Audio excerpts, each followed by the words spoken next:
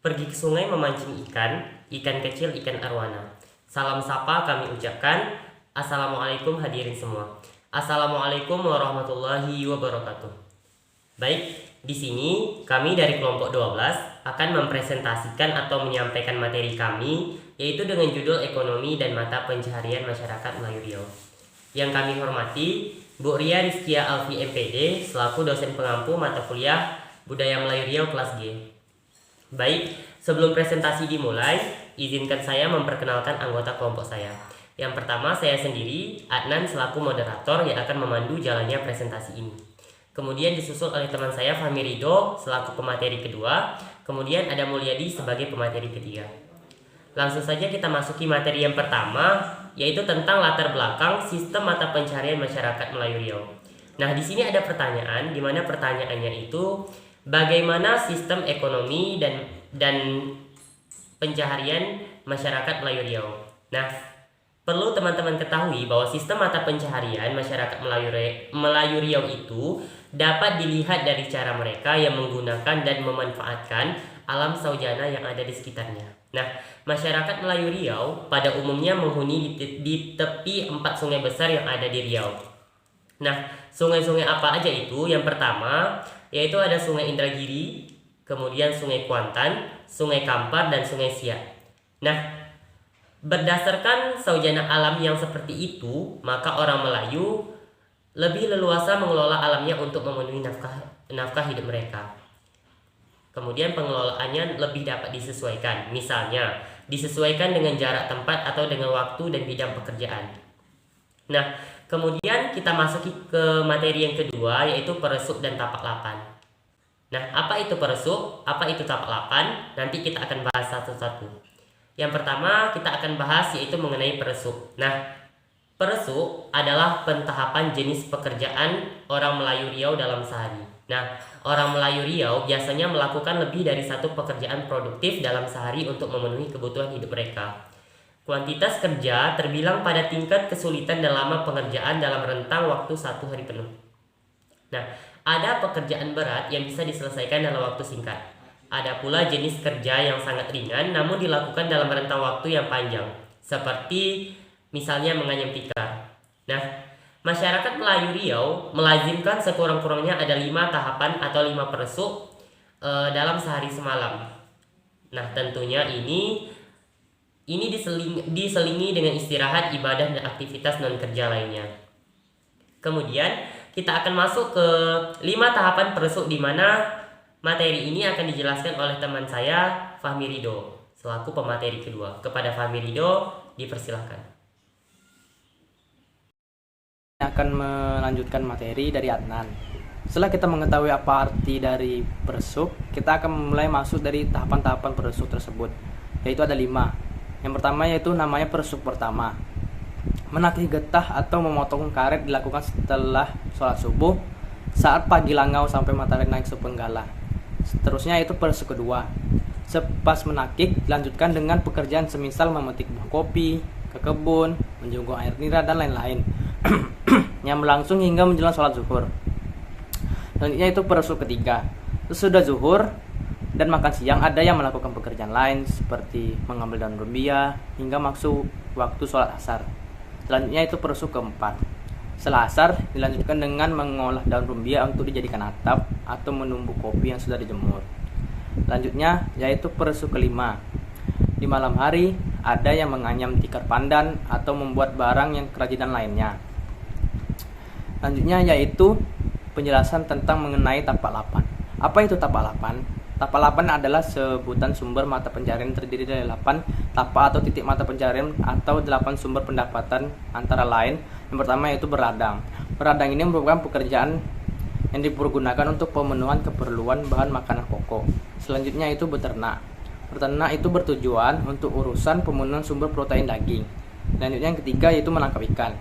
Jika keperluan sumber protein masyarakat Melayu sudah terpenuhi, maka mereka akan menangkap ikan yang juga akan sebagai keperluan mereka.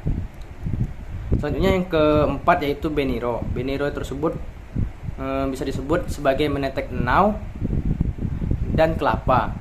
Namun pekerjaan ini juga dapat berwujud dari pengolahan hasil meramu dari dalam hutan atau dari dalam kebun. Selanjutnya yang kelima yaitu mengambil atau mengumpulkan hasil hutan atau laut yang disebut juga dengan perhutanan. Perhutanan ini contohnya seperti berotan, berkayu, berdamar, berkemenyan, bergaharu, dan lain-lain. Selanjutnya yaitu yang keenam, berkebun. Berkebun ini contohnya seperti berkebun kelapa, berkebun cengkeh, berkebun kopi, berkebun merica, dan lain-lain. Selanjutnya yang ketujuh yaitu bertukang. Kalau jenis ini pekerjaannya lebih pada aktivitas manusia untuk menjual jasa tenaga, keahlian ataupun kemahiran kerja orang tersebut. Selanjutnya itu yang kedelapan yaitu berniaga. Kegiatan jual beli yang dilakukan oleh orang Melayu, namun biasanya ada juga yang dilakukan sesuatu seperti namanya barter bersama penduduk.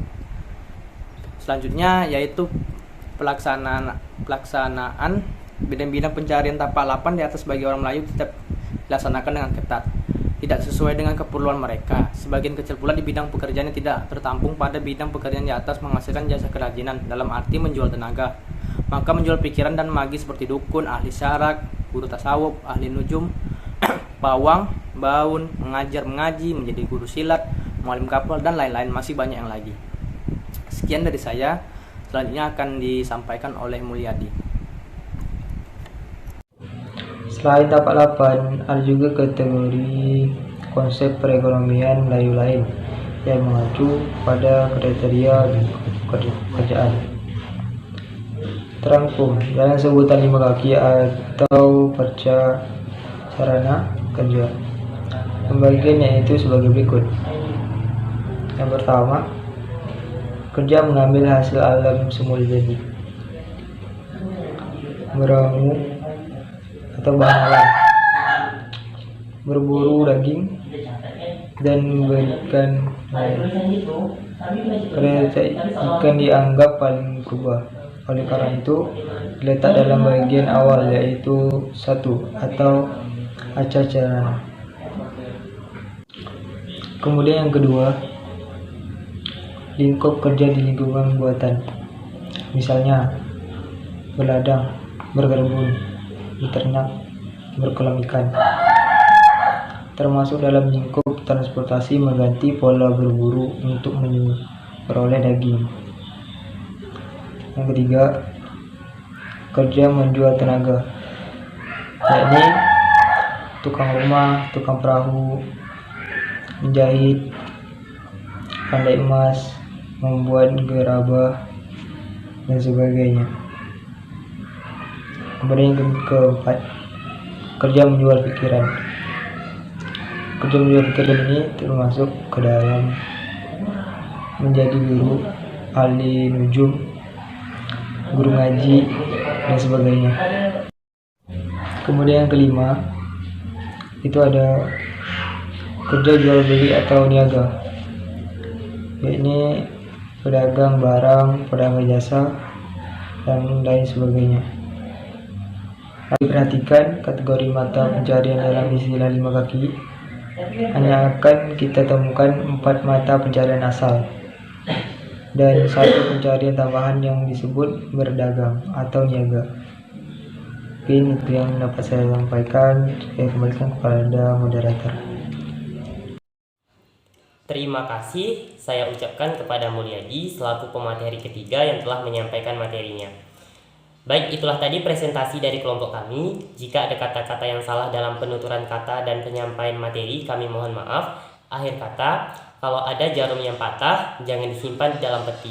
Kalau ada kata-kata yang salah, jangan disimpan di dalam hati. Kami akhiri dengan wabillahi taufiq wal hidayah. Wassalamualaikum warahmatullahi wabarakatuh.